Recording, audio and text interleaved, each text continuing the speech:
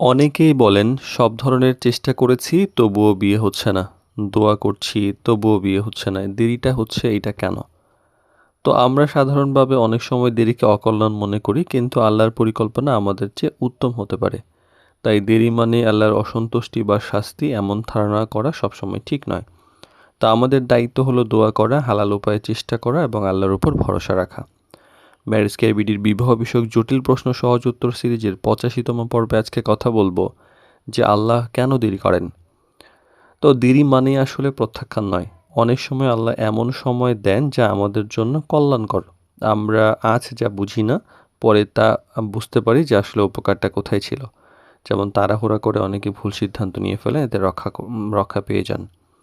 আবার দোয়ার সঙ্গে চেষ্টাটাও জরুরি। শুধু অপেক্ষা করলেই তো হবে না।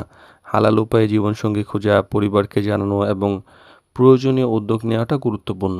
যেমন বিশ্বস্ত ম্যারেজ মিডিয়া বা পরিচিতর মাধ্যমে উপযুক্ত প্রস্তাব খোঁজার চেষ্টা করতে হবে। এই সময়টাকে নিজেকে গড়ার সুযোগ বানান। অপেক্ষার সময়টা মূল্যবান। নিজের চরিত্র, দিন, দক্ষতা, দায়িত্ববোধ উন্নত করার চেষ্টা করুন। যেমন ভালো জীবনসঙ্গী পাওয়ার পাশাপাশি নিজের ভালো জীবনসঙ্গী হওয়াটাও গুরুত্বপূর্ণ। তো অন্যের সঙ্গে নিজের তুলনা করাটা সবসময় উচিত নয়। কারো বিয়ে হয়ে গেছে, বাচ্চা হয়ে গেছে।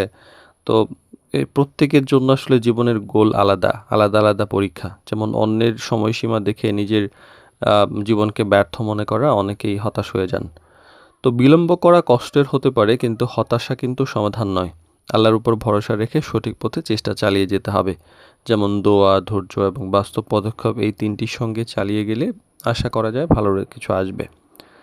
তো আল্লাহর কাছে দেরিটা আছে, ঠিক আছে, কিন্তু অবহেলা নেই। তা আপনার দায়িত্ব হলো দোয়া করা, হালাল পথে চেষ্টা করা এবং ধৈর্য ধরা। ফলাফলের সর্বোচ্চ সময় কখন, এটা আল্লাহই ভালো জানেন।